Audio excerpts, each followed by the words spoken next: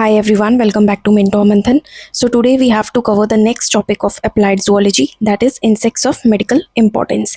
And if you are here for the first time, so let me tell you कि हम इस channel पे अभी DSSB TGT नेचुरल साइंस की graduation topics cover कर रहे हैं क्योंकि उन्होंने एक नया प्रिस्क्राइब्ड सिलेबस दिया है जिसमें कुछ टॉपिक्स आउट ऑफ एनसीईआरटी है. So we have already covered immunology, bone and cartilage, sericulture and this is the fourth unit that is applied zoology. So आज का टॉपिक है insects of medical importance. Last class में हमने insects of economic importance करा था. So now you know कि पहले हम बायोलॉजी पढ़ते हैं इन इंसेक्ट्स की, देन कि क्या डिजीजेस कॉज करते हैं एंड फाइनली इनको कंट्रोल कैसे किया जा सकता है. Also if you have come to the channel for the very first time, so my name is Pooja and मैं offline biology educator हूँ for the past 8 years. Recently 4 months back I started this channel to guide aspirants preparing for TGT science और PGT biology. So we have completed quite a few topics NCERT के भी and इस series के भी जो भी topics मैंने आपको बताए तो सबकी dedicated playlist आपको description में मिल जाएगी. And now let's start with today's topic, that is insects of medical importance. Now just like previous topic, I hope you have an idea कि ये concept based कम बल्कि रट्टाफाई करने वाले टॉपिक्स ज़्यादा है, but still you have to understand it first. So सबसे पहला insect है हमारा पेडिकुलस ह्यूमनस कॉर्पोरस एंड इसका कॉमन नेम होता है बॉडी लाउस. हिंदी में इसको शरीर की जू कहते हैं. जैसे आपको पता है कि बालों के ऊपर, सर के ऊपर मतलब स्कैल्प में भी जू पाई जाती है, सिमिलरली ह्यूमंस के शरीर पे भी एक जू पाई जाती है जिसको हम बॉडी लाउस कहते हैं या साइंटिफिक नेम इसका पेडिकुलस ह्यूमनस कॉर्पोरस होता है. It is a blood seeking ectoparasite of humans and found all over the world. तो देखो ये एक कॉस्मोपॉलिटन इंसेक्ट है. कॉस्मोपॉलिटन का मतलब आपको हर जगह देखने को मिलेगा and it is an ectoparasite. Now I hope कि आपको एक्टोपैरासाइट का मतलब अच्छे से पता होगा कंसीडरिंग हम होस्ट पैरासाइट रिलेशनशिप पढ़ चुके हैं. So if you don't know, ecto का मतलब होता है बाहर और पैरासाइट होता है परजीवी. तो ऐसा कोई ऑर्गेनिज्म जो अपने होस्ट की बॉडी सरफेस पे रहता है ना कि उसकी बॉडी के अंदर, उसको हम एक्टोपैरासाइट कहते हैं. सो ये पेडिकुलस ह्यूमनस कॉर्पोरस भी एक एक्टोपैरासाइट है ह्यूमंस के ऊपर और ये ह्यूमंस का ब्लड सक करता है. Then it is usually found in the hair of armpits and on clothes और गारमेंट्स. तो ह्यूमंस के अंदर ये आपको ज़्यादातर आर्मपिट्स में मिल सकता है या फिर आपके कपड़ों के अंदर. The adults are wingless, flattened and greyish white in colour. तो जो इसकी एडल्ट फॉर्म होती है उनके पास पंख नहीं होते, दे आर विंगलेस, दो ये एक इंसेक्ट है. तीसरा सेकंड चीज़ कि ये फ्लैटेंड है इनकी बॉडी, जैसे कि आप फिगर में देख सकते हो कि बॉडी इसकी बिल्कुल चपटी है एंड कलर जो है इसका ग्रे टू वाइट है. Then they are relatively larger than the head louse. अब देखो जो सर की जू होती है उसको पेडिकुलस ह्यूमनस कैपिटिस कहते हैं. यहाँ पे ये कॉर्पोरस है, तो ये जो आपका हेड लाउस है सर की जू से थोड़ा बड़ा होता है साइज में. नेक्स्ट आता है कि इसका मेडिकल इंपॉर्टेंस क्या है. सो यू नो दैट कि ये ह्यूमंस का ब्लड सक करता है और जब कोई भी इंसेक्ट ब्लड सक करने के लिए आता है तो इससे हमें इचिंग होती है, खुजली होती है, इरिटेशन होती है. But most importantly they act as vectors that transmit certain dangerous diseases. तो इसका मतलब ये हुआ कि ये सिर्फ ह्यूमन का ब्लड सक नहीं करते बल्कि वेक्टर की तरह भी एक्ट करते हैं, दैट इज वाहक. सो नाउ वेक्टर का मतलब अगेन आई होप कि आपको पता है. इफ नॉट, देखो वेक्टर वो ऑर्गेनिज्म होता है जो किसी पैथोजन को या डिजीज कॉजिंग ऑर्गेनिज्म को एक जगह से उठा के दूसरी जगह लेकर जाता है या तो एक होस्ट से दूसरे होस्ट में ट्रांसफर करता है. तो ये मेनली वेक्टर्स की तरह एक्ट करते हैं. दैट मीन्स ये डेंजरस डिजीजेस के ट्रांसमिशन में मदद करते हैं. नाउ हमने पढ़ना है कि ये कौन कौन सी डिजीजेस के ट्रांसमिशन में मदद करते हैं, उनको फैलाने में मदद करते हैं. तो first one is epidemic typhus. तो this disease is caused by a tiny organism PPLO called rickettsia prowazekii which grows inside the gut of the louse. देखो ये जो एपिडेमिक टाइफस है इसका डिजीज कॉजिंग ऑर्गेनिज्म है रिकेट्शिया प्रोवोस्की जो कि एक PPLO है. नाउ बायोसाइड के बच्चों से मैं एक्सपेक्ट करती हूँ कि उन्हें PPLO का मतलब पता हो. फुल फॉर्म होती है प्लूरो निमोनिया लाइक ऑर्गेनिजम्स और ये मोनरा किंगडम को बिलोंग करते हैं. बहुत ही छोटे माइक्रोस्कोपिक ऑर्गेनिजम्स होते हैं. तो एक्चुअल में अगर क्वेश्चन आए तुमको कि एपिडेमिक टाइफस कौन कॉज करता है, सो दैट इज रिकेट्शिया प्रोवोस्की. लेकिन यहाँ पे वेक्टर का काम हमारा बॉडी लाउस करता है. तो ये जो रिकेट्शिया प्रोवोस्की है ये इस वेक्टर यानी हम जो इंसेक्ट पढ़ रहे हैं पेडिकुलस ह्यूमनस कॉर्पोरस, इसकी गट में ग्रो करता है. The germs are release through the louses faeces and can stay alive for 4 months in dry conditions. अब होता क्या है कि जब ये body louse faeces excrete out करेगा तो उसके फीसेस के साथ साथ ये रिकेट्शिया प्रोवोस्की जो है बाहर आ जाएगा. और अगर इसे फेवरेबल कंडीशन मिली जो कि इसके लिए ड्राई कंडीशंस होती है तो ये 4 महीने तक जिंदा रह सकता है, एनवायरमेंट में रह सकता है. देन क्वेश्चन आता है कि ये ह्यूमन बॉडी के अंदर कैसे एंटर करेगा. So it enters the human body through contact with blood, wounds, eyes or by breathing into the lungs. अब थोड़ा ध्यान से समझना, ये कह रहा है कि ये ह्यूमन बॉडी के अंदर रिकेशिया प्रोवोस्की एंटर कर सकता है ब्लड के थ्रू। देखो ये जो रिकेशिया प्रोवोस्की है ये बॉडी लाउस के गट में ग्रो कर रहा था। मान लो जब अगर ये बॉडी लाउस किसी ह्यूमन को बाइट करने के लिए आता है तो उस केस में उस ह्यूमन बीइंग को खुजली होगी, वो स्क्रैच करेगा और उस स्क्रैच के थ्रू ये जो रिकेशिया प्रोवोस्की है ये एंटर कर जाएगा ब्लड में।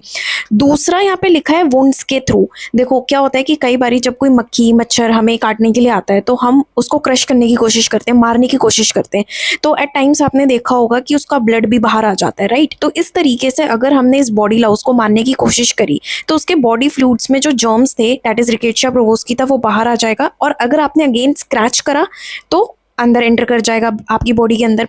एंड तीसरा होता है और by breathing it into the lungs. तो कई बार क्या होता है कि इनके फीसेस से निकला हुआ रिकेशिया प्रोवोस्की अगर डस्ट के साथ मिल जाए और कोई ह्यूमन बीइंग उसको इनहेल कर ले तो उस केस में भी वो शिकार हो सकता है एपिडेमिक टाइफस का। तो ये डिफरेंट तरीके हैं जिसके थ्रू रिकेशिया प्रोवोस्की बॉडी के अंदर एंटर करता है। और पेडिकुलस ह्यूमनस कॉर्पोरस इंसेक्ट यहाँ वेक्टर की तरह एक्ट करता है। देन एक लास्ट लाइन है कि sheep and goats also act as reservoir for this. So मैंने आपको बताया था रिजर्वॉयर होस्ट होता है एक होस्ट पैरासाइट रिलेशनशिप में, जिसके अंदर कोई भी पैथोजन सिर्फ मल्टीप्लाई करता है एंड वो उसको कोई ज़्यादा हार्म नहीं पहुंचाता। तो यहाँ पे रिजर्वॉयर होस्ट की तरह शीप एंड गोट्स एक्ट करते हैं। देन सेकेंड डिजीज जहाँ पे हमारा ये इंसेक्ट एक वेक्टर की तरह एक्ट करता है दैट इज ट्रेंच फीवर। और ट्रेंच फीवर कॉज करने वाले ऑर्गेनिज्म का नाम है रिकेशिया क्विंटाना। पिछले वाला भी रिकेशिया ही था, जीनस सेम है लेकिन स्पीशीज डिफरेंट है। देन थर्ड डिजीज जहाँ पे ह्यूमन बॉडी लाउस वेक्टर की तरह एक्ट करता है इज रीलैप्सिंग फीवर। और ये रीलैप्सिंग फीवर को कॉज करने वाला ऑर्गेनिज्म एक स्पाइरल शेप का बैक्टीरिया होता है जिसका नाम है बोरेलिया रिकरेंटिस। ये स्पाइरोकीट्स को बिलोंग करता है। स्पाइरोकीट्स एंड रिकेशिया दोनों हमारे सिलेबस में है अप्लाइड जियोलॉजी में। Later on we will cover this topic. Now it grows in the लाउस's body fluid and infects humans when a louse is crushed और dies on the skin. Same चीज अगर कोई लाउस जिसके अंदर ये बैक्टीरिया है ग्रो कर रहा है इसके बॉडी फ्लूइड में जिसको हम हीमोलिम्फ कहते हैं, वो अगर किसी ह्यूमन बीइंग को बाइट करने आता है और उस ह्यूमन बीइंग ने इसे अगर मार दिया क्रश कर दिया तो इसकी बॉडी का फ्लूइड हीमोलिम्फ बाहर आएगा जिसके अंदर ये बैक्टीरिया थे एंड जो भी स्क्रैच ह्यूमन की स्किन पे था उसके थ्रू ये अंदर एंटर कर जाएगा। Then the fourth disease is local urticaria and itching. इसको वेगाबॉन्ड डिजीज के नाम से भी जाना जाता है। इसमें रैशेज होते हैं, इचिंग खुजली होती है, स्किन डिस्कलर हो जाती है, कुछ दाग धब्बे से हो जाते हैं इसमें क्योंकि allergic reaction immune response generate करता है due to louse's bite. So these were the diseases जहाँ पे ह्यूमन बॉडी लाउस एक वेक्टर की तरह एक्ट करता है। अब आपको क्वेश्चन आ सकता है एमसीक्यू में, इसमें से 3 डिजीजेस गिवन होंगी, एक कोई दूसरी डिजीज होगी जहाँ पे ह्यूमन बॉडी लाउस वेक्टर की तरह एक्ट नहीं करता। सो मुझे जहाँ तक लगता है मेडिकल इंपॉर्टेंस वाले टॉपिक में से ज़्यादातर डिजीजेस से क्वेश्चन आएंगे। Then next topic is control measures कि कैसे इस बॉडी लाउस की रोकथाम करी जाए। तो फर्स्ट स्टेप है देखो क्लीनलीनेस। आपने देखा कि ये ह्यूमन बॉडी लाउस आपकी बॉडी पे मिल रहा है, आपके कपड़ों पे मिल रहा है। So the best thing to do is खुद को क्लीन रखना, डेली बाथ लेना, साफ सुथरे कपड़े पहनना। सेकेंड, हेड लाइस ट्रीटमेंट। अगर किसी को सर की जुएं हैं तो उस केस में अगर वो सिवियर हो जा रही है बहुत ज़्यादा, आपने काफ़ी ट्रीटमेंट्स ट्राई करे और अगर वो नहीं सही हो रही तो you can shave your head once. Then उसके बाद applying kerosene mixed with olive oil in equal parts kills lice. तो ये एक तरीका है जिसमें केरोसिन यानी मिट्टी का तेल और ऑलिव ऑयल यानी जैतून का तेल इसको इक्वल प्रोपोर्शन में मिक्स करा जा सकता है और अप्लाई करा जा सकता है जो कि लाइस को मार देगा। फिर तीसरा तरीका होता है केमिकल्स एंड शैम्पूज। सो आपने इन शैम्पूज का नाम ज़रूर सुना होगा, मेडिकर करके एक शैम्पू आता है जो सर की जुओं के लिए यूज़ किया जाता है। तो इस तरीके से हम मेडिकर यूज़ कर सकते हैं या लाइसिल यूज़ कर सकते हैं। ये हमें रेपिटेडली एवरी वीक यूज़ करना होता है क्योंकि इनके अंडे से जो कैटरपिलर स्टेज निकलती है निम्फ, ये उसको मार देता है। Then last is clothing care. As I said कि हमारे गारमेंट्स या क्लोथ्स में मिलता है। सो हम क्या कर सकते हैं कि अपने कपड़ों को धोते वक्त उसके अंदर एक इंसेक्टिसाइड डाल सकते हैं थोड़ा बहुत, या फिर इन कपड़ों को स्टीम किया जा सकता है या बॉयल किया जाता है क्योंकि ये लाउस को किल कर देते हैं। So this was our first insect of medical importance. Then second insect of medical importance is xenopsylla cheopis. तो ये जिनोप्सिला चियोपिस एक तरीके का पिस्सू होता है जिसको हम इंग्लिश में फ्ली कहते हैं। ये छोटे होते हैं, विंगलेस इंसेक्ट्स है, यानी इनके पास पंख नहीं होते और इनकी लंबाई करीबन 2 से 3 mm होती है। Their bodies are reddish brown. आप फिगर में देख सकते हो कि इनकी बॉडी रेड ब्राउन कलर की होती है और साइड से ना ये चपटे या थिन होते हैं, लिटरली कंप्रेस्ड।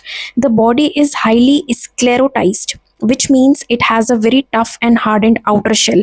तो इसका जो आउटर स्केलेटन होता है या शेल होता है वो बहुत ज़्यादा मजबूत होता है, टफ एंड स्ट्रॉन्ग होता है। देन अदर बॉडी पार्ट्स जैसे कि antenna and mouth. So you know that कि इंसेक्ट्स जो है उनके अंदर एंटेना पाए जाते हैं।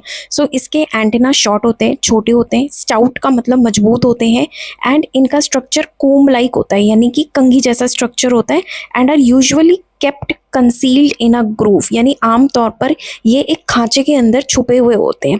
देन यू नो दैट कि जो भी ऑर्गेनिज्म एक पैरासाइट की तरह एक्ट करता है तो उसके माउथ पार्ट्स जो हैं वो स्पेशली डिज़ाइन किए जाते हैं ताकि वो अपने होस्ट का ब्लड सक कर सके, राइट। सो इसके जो माउथ पार्ट्स है वो इस तरीके से मॉडिफाइड है कि ये स्किन के अंदर छेद कर सके, उसे पियर्स कर सके और ब्लड सक कर सके। Then coming to legs and movement. तो जो इसके लेग्स हैं वो बहुत अच्छे से अडेप्टेड है अपने होस्ट से चिपकने के लिए, और जो इसके क्लॉज यानी पंजे होते हैं वो थोड़े मुड़े हुए होते हैं जो मदद करते हैं होस्ट से चिपकने में। द हाइंड लेग्स यानी जो इसके पीछे के पैर होते हैं, दैट इज बैक लेग्स, ये ज़्यादातर लॉन्गर होते हैं and are modified for jumping, और ये इसे जंप करने में, कूदने में मदद करते हैं। Next is classification and host. Xenopsylla cheopis is commonly known as oriental rat flea or tropical rat flea। तो ये इसका कॉमन नेम है, you should know this। Then it is a parasite of rodents, primarily those belonging to genus Rattus।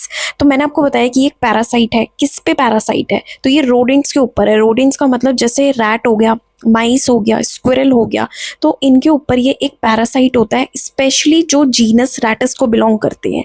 It serves as a primary vector that is carrier for both bubonic plague and murine typhus. जैसे कि हमारा body Laue's कुछ diseases के लिए vector की तरह act कर रहा था, सिमिलरली ये फ्ली भी कुछ डिजीजेस के लिए वेक्टर की तरह एक्ट करती है। अब हमने वो डिजीजेस देखनी है। सो फर्स्ट डिजीज जहाँ पे ये फ्ली एक वेक्टर की तरह एक्ट करता है, दैट इज प्लेग। प्लेग का नाम आपने पहले भी सुना होगा। सो प्लेग को कॉज करने वाला द्वारा फैलता है। हमारी सेफ्टी पिन के शेप का एक बैक्टीरिया होता है जिसको यर्सीनिया पेस्टिस या पेस्ट्यूरा पेस्टिस कहते हैं। Now the disease affects humans as well as rats. तो ये जो डिजीज है प्लेग, ये ह्यूमंस को भी इम्पैक्ट करती है एज वेल एज रैट्स को, चूहों को भी करती है। एंड डिपेंडिंग कि इसके कैसे सिम्टम्स है, प्लेग डिफरेंट टाइप का होता है। सबसे पहला होता है ब्यूबोनिक प्लेग। तो इसमें ये जो बैक्टीरिया है यर्सीनिया पेस्टिस, ये ह्यूमन के लिम्फेटिक सिस्टम में जाता है, लसिका तंत्र के अंदर। तो ये लिम्फ ग्लैंड्स और लिम्फ नोड्स को स्वेल कर देता है, उनमें पेन होता है, बट इस टाइप में कोई फीवर नहीं आता। सो ये था पहला type of plague, that is bubonic plague. Then the next type of plague is septicaemic plague. तो ये इन्फेक्ट करता है हमारे पूरे ब्लड वैस्कुलर सिस्टम को, यानी सर्कुलेटरी सिस्टम को। अब इसके सिम्टम्स हैं headache, back pain, sudden chillness का मतलब अचानक से एकदम ठंड लगने लग जाना, blood shot eyes. Blood shot eyes का मतलब होता है जैसे कि आंखों में खून आ रहा हो, इतनी लाल हो जाती हैं आंखें, और रैपिड पल्स रेट यानी कि पल्स रेट बहुत ज़्यादा बढ़ जाती है, और थिक स्पीच यानी आवाज़ लड़खड़ा जाती है। In cases of prolonged illness, the spleen enlarges and turns brick red and the liver also enlarges। अगर ये इलनेस बहुत लंबे टाइम तक चल गई तो इस केस में ये स्प्लीन यानी प्लीहा को भी इम्पैक्ट करती है, जहाँ पे उसका रंग बदल जाता है, वो काफ़ी ज़्यादा गहरे लाल रंग की हो जाती है, और लिवर भी साइज में बढ़ जाता है। देन द पेशेंट में गो इनटू कोमा। सो सेप्टिसेमिक प्लेग अगर लंबा खिंच जाए तो उस केस में पेशेंट कोमा में जा सकता है, और उसकी डेथ भी हो सकती है हार्ट फेल होने की वजह से मात्र 1 हफ्ते के अंदर। Third is pneumonic plague. तो इसके तो नाम से ही पता लग रहा है कि ये लंग्स को इम्पैक्ट करेगा और इसमें न्यूमोनिया जैसे सिम्टम्स आएंगे। Now this causes excessive coughing and heavy breathing, यानी बंदा काफ़ी गहरी सांसें लेगा, उसे बहुत ज़्यादा कफ होगा। एंड यू नो दैट कि अगर कोई पर्सन कफ कर रहा है तो उसके कफ में ये बैक्टीरिया रिलीज होगा, और किसी हेल्दी पर्सन ने अगर उससे इनहेल कर लिया तो वो भी इन्फेक्टेड हो जाएगा। इसलिए न्यूमोनिक प्लेग बहुत डेंजरस होता है, इनफैक्ट सबसे डेंजरस टाइप का होता है, क्योंकि अगर कोई पॉपुलेशन बहुत ज़्यादा हाईली पॉपुलेटेड है, बहुत भीड़ भाड़ वाली जगह है, क्राउडेड प्लेस है, तो ये बहुत तेज़ी से फैलता है और इसमें डेथ रेट बहुत ज़्यादा होता है एंड डेथ बहुत जल्दी होती है। Then second type of disease where this flea acts as a vector is murine typhus.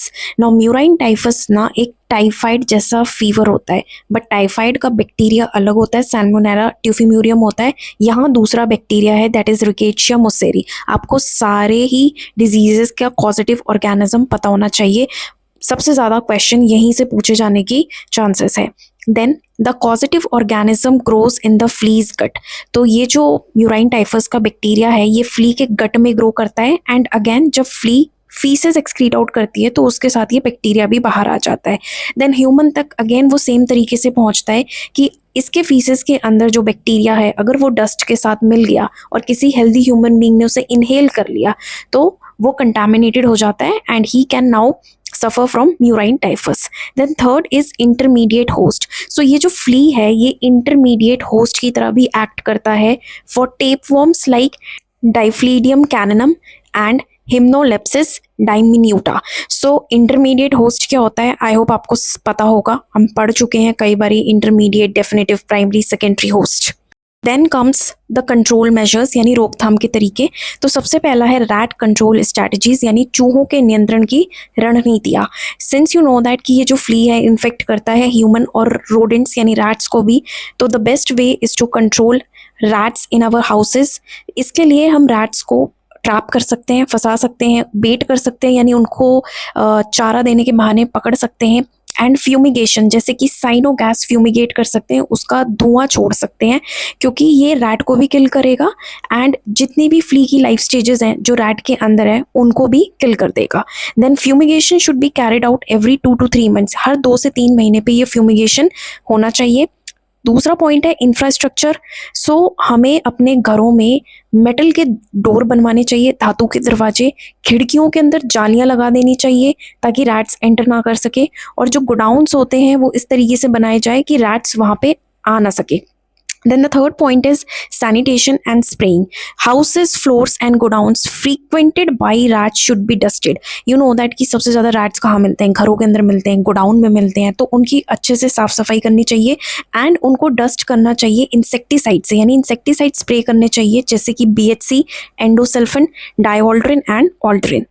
And the final one is medical treatment. तो जो लोग प्लेग से संक्रमित हैं उनके केस में हम एंटीबायोटिक्स यूज़ कर सकते हैं क्योंकि antibiotics we know that bacterial infection में यूज़ करी जाती है and plague is caused by a bacteria, therefore we can use antibiotics like streptomycin, tetracycline, sulfadiazine, chloramphenicol, doxycycline and azithromycin. Azithromycin वही एजी है जो अक्सर प्रिस्क्राइब करी जाती है बैक्टीरियल इन्फेक्शंस में।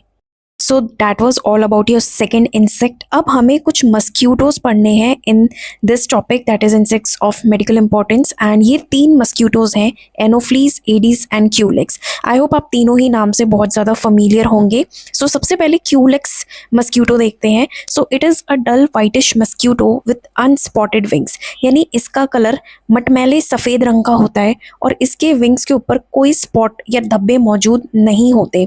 Then it makes a humming sound while flying.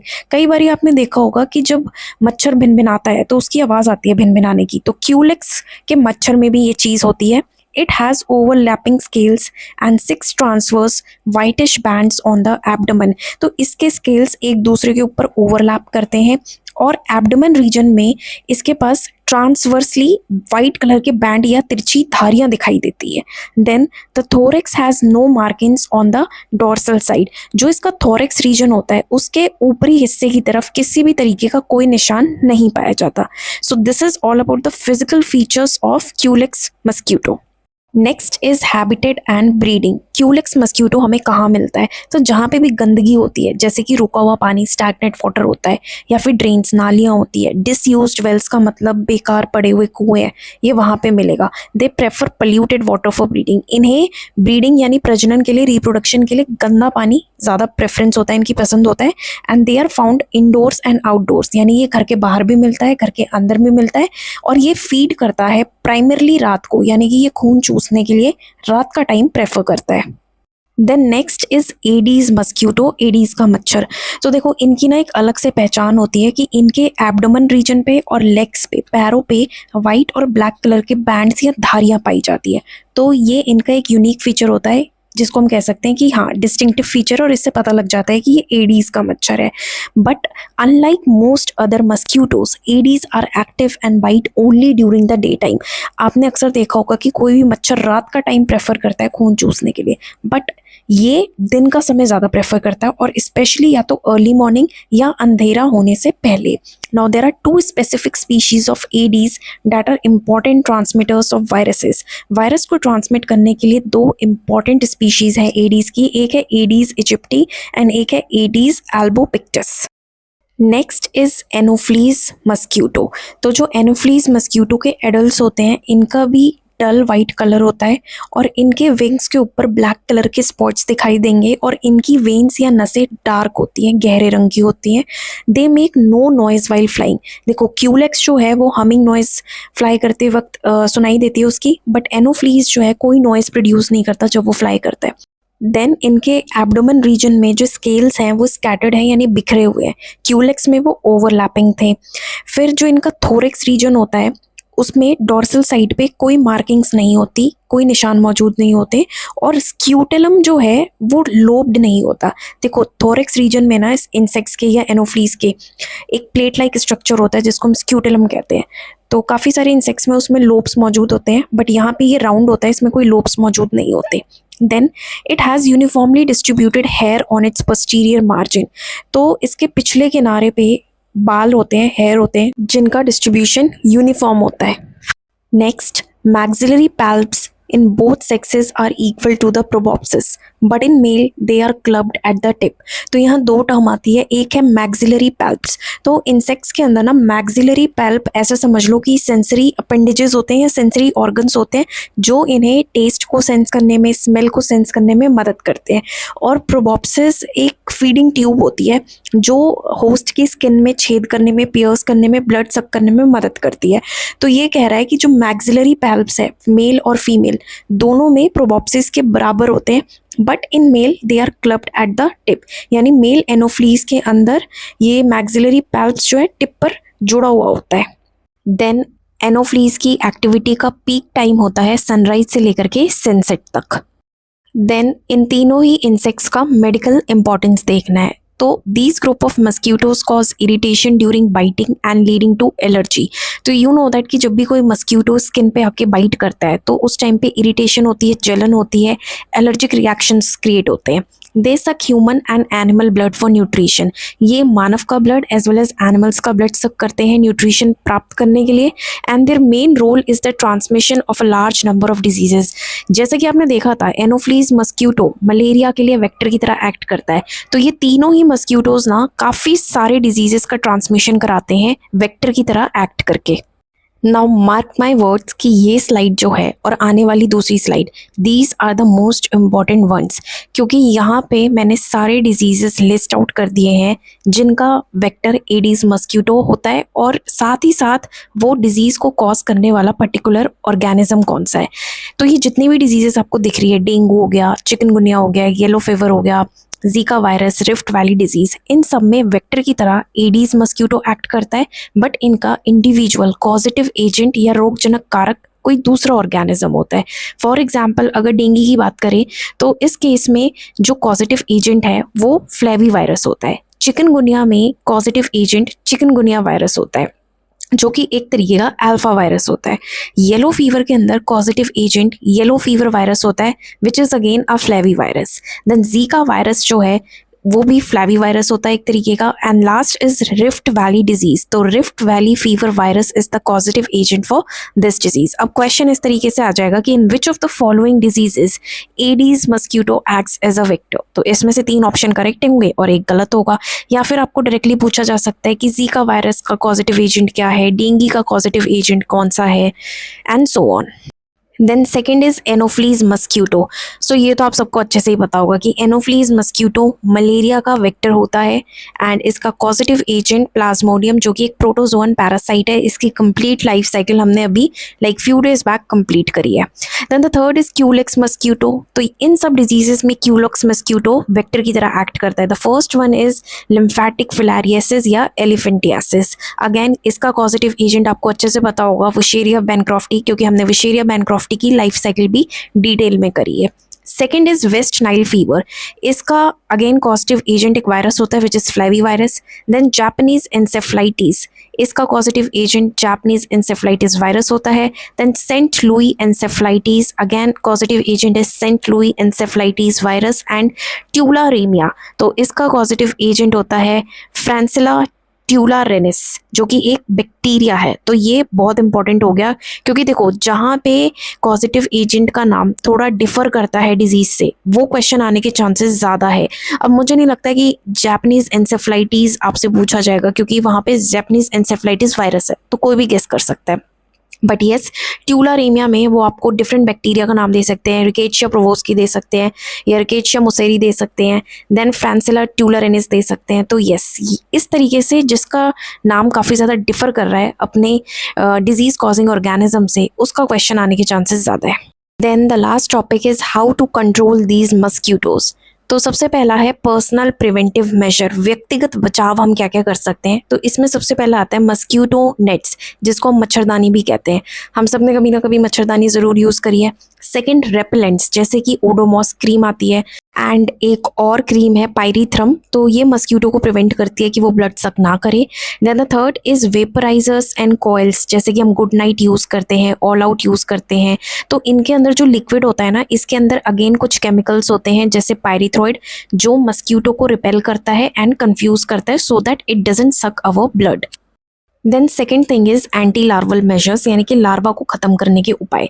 तो इसमें सबसे पहले आता है रिमूविंग ब्रीडिंग प्लेसेस। ब्रीडिंग का मतलब जहाँ पे ये मस्क्यूटो रहना और प्रजनन करना पसंद करते हैं, रिप्रोड्यूस करना पसंद करते हैं, जो कि ज़्यादातर गंदी जगह होती है, जैसे कि स्टैगनेंट वाटर हो गया, इकट्ठा पड़ा हुआ पानी हो गया, या फिर पुराने टूटे हुए हमारे बर्तन हो गए, या फिर टायर्स हो गए। तो all these places are the breeding grounds of मस्क्यूटोज।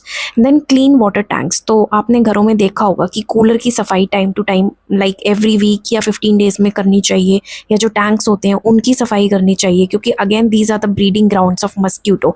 And इसके लिए जो ट्रीटमेंट के लिए हम यूज़ करते हैं दैट इज़ पोटेशियम परमैंगनेट। फिर तीसरा आता है ऑयल स्प्रे। तो स्प्रेइंग डीजल और petroleum oil on stagnant water creates a thin film that suffocates and kills larvae. अगर किसी जगह पे पानी इकट्ठा हुआ है तो उसके ऊपर अगर हम डीजल या पेट्रोल ऑयल स्प्रे कर देंगे तो वो एक परत बना देगा, जिसकी वजह से जो लार्वा है मस्क्यूटो का उसे सफोकेशन होगी, वो ब्रीथ नहीं कर पाएगा and ultimately it will die. फिर नेक्स्ट आता है बायोलॉजिकल कंट्रोल। तो अगेन बायो साइड के बच्चों को ये चीज़ पता होगी कि कुछ हमारे ऐसे ऑर्गेनिजम्स होते हैं या फिश होती है जिसको हम गैम्बूशिया फिश कहते हैं, जो फीड करती है मस्क्यूटो के लार्वा के ऊपर। तो अगर आप उनको इंट्रोड्यूस कर दो तो वो सारे लार्वा को खा जाएगी and ultimately you will get rid of the mosquito. So we should introduce larvivorous fish like Gambusia or use dragonfly naiads in ponds to eat mosquito larvae. So Gambusia और dragonfly naiads जो होते हैं ये दोनों mosquito के larva के ऊपर feed करते हैं। Then the last measure is anti adult measures, यानी कि वयस्क मच्छरों को मारने के उपाय, जिसमें सबसे पहले आता है इंसेक्टिसाइड स्प्रे। मतलब हमें टाइम टू टाइम इंसेक्टिसाइड्स को स्प्रे करना चाहिए उन सब जगहों पे जहाँ पे मस्क्यूटोज रहते हैं। एंड इन इंसेक्टिसाइड्स के अंदर आता है malathion, DDT, BHC। Then second is traps. Use UV electrocuting traps to attract and kill adult mosquitoes. तो वयस्क मच्छरों को आकर्षित करने और मारने के लिए UV इलेक्ट्रोक्यूटिंग ट्रैप्स होते हैं, वो यूज़ कर सकते हैं। And last is clear vegetation. तो जो लंबी लंबी ग्रासेस होती हैं या बुशेस होती है घर के आसपास, यहाँ पे आप सबसे ज़्यादा इन मच्छरों को देख सकते हो। तो we should time to time cut कर लेनी चाहिए, हमें ट्रिम कर लेनी चाहिए उन ग्रासेस को और बुशेस को, so that these do not become the breeding grounds of mosquitoes. And that's all for today. Here we finish today's lecture, and if you understood the topic, please like, share and subscribe. Do share the video with your friends preparing for DSSB TGT in Natural Science. And yes, I'll see you very soon with a fresh topic. Thank you so much.